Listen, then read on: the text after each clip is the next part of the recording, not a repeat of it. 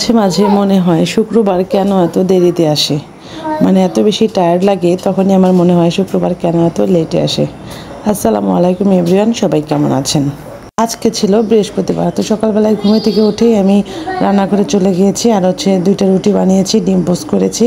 তারপর মেরাজকে ঘুম থেকে উঠিয়েছি, মাথা মুখ ধুয়েছি, তারপর ড্রেস দিয়েছি। তারপরে এখন সেই যে খাওয়া দাওয়া শেষ করে স্কুলে যাচ্ছে, কারণ তার নিচে ওয়েট করতেছে, স্কুল থেকে রিক্সা চলে আসছে। আর যাওয়ার পর তারপর মেরাজের বাবার জন্য এখন আমি বেশ অনেকগুলো আম আনা হয়েছিল, সেগুলো সব পেকে গেছে।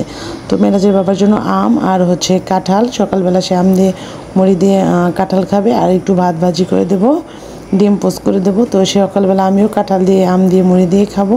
তো সেগুলো এখন আবার রেডি করে নিচ্ছি। এই আমগুলো গ্রাম থেকে আনা হয়েছিল, এত ফ্রেশ, মানে একদম মেডিসিন ছাড়া, খুবই রস হলো। এই আমগুলো এত মজা, আসলে এবার আমরা চিন্তা করতেছি যে আর আম কিনেই খাবো না। আর এই যে মাসবিক বেবির জন্য এখানে আমি মুরগির মাংস গরম করে নিচ্ছি, আর যে পোলাও আছে পোলাওটাও গরম করে নিচ্ছি। আর এই তো সবগুলো আম আমি সুন্দর করে এখানে ছিলে টেবিলে রেখে দিয়েছি। নিজের গাছের আম খাওয়ার একটা তৃপ্তি আছে, একদম মানে মেডিসিন ছাড়া। আর কিনে যতই আনি না কেন আমার কাছে সন্দেহ লাগে যে মেডিসিন দেওয়া আছে হয়তো। তো আল্লাহর রহমতে এবার ভালোই আম খেয়েছি। আর এই যে কাঁঠালও ছেলে নিয়েছি।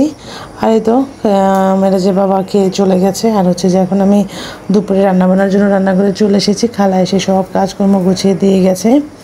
আর তো আমি এখানে তরকারিটা উঠিয়ে দেবো। আর আজকে সকালবেলা থেকে কেমন জানি মেঘ, আকাশে প্রচুর মেঘ, মনে হচ্ছে বৃষ্টি হবে, কিন্তু বৃষ্টিও আসতেছে না। খুব একটা যে গরম সেরকমও না, কারণ গতকাল রাতে এত বৃষ্টি, মানে ঝড় না বৃষ্টি হয়েছে আর বাজ পড়েছে, ওয়েদারটা ঠান্ডাই আছে। আর এই যে চিংড়ি মাছ আমি এখানে কষিয়ে নিয়েছি। চিংড়ি মাছ দিয়ে যে চাল কুমড়া, সরি ওটা ছিল মিষ্টি কুমড়ার পাতা, তো সেটা দিয়ে ডাটা পাতা ওগুলো সব কিছু দিয়ে আমি চিংড়ি মাছ রান্না করব। তো চিংড়ি মাছটা সুন্দর মতো কষিয়ে নিয়েছি। আমার কাছে এরকম শাক পাতার তরকারি খেতে খুব বেশি ভালো লাগে।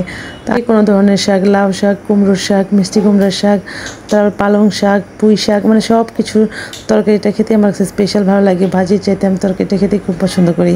আর এই যে একটা আলু কেটে নিয়েছি, তো এই তরকারিটা দেখতে যে ইয়ামি লাগছে, খেতেও অনেক মজা হয়েছিল। তো কি সুন্দর সবুজ আর লাল, খুব দেখতে ভালো লাগছে।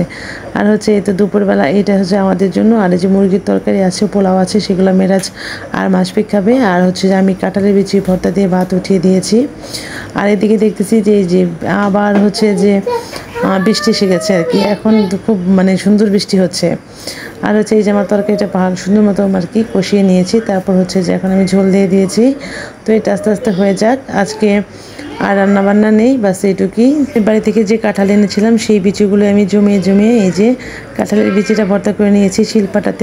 আর যে তো আমি ওই শিলপাটাতে ভাত মাখিয়ে খাচ্ছি। আজকে আমার ভিডিওটা এই পর্যন্তই। আল্লাহ হাফেজ।